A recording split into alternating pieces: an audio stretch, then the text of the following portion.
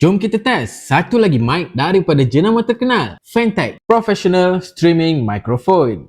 Okey, jom kita buka. Korang tengoklah tu, lawa gila guys dia punya design. Satu user manual, ada warranty card lagi. Okey, dia bagi dua kabel, USB ke USB Type-C, USB Type-C ke USB Type-C, extension daripada tapak. Okey, jom kita pasang tapak dia. Dia pasang ke belakang ni. So kita masukkan dia. Settle guys. Itu dia guys.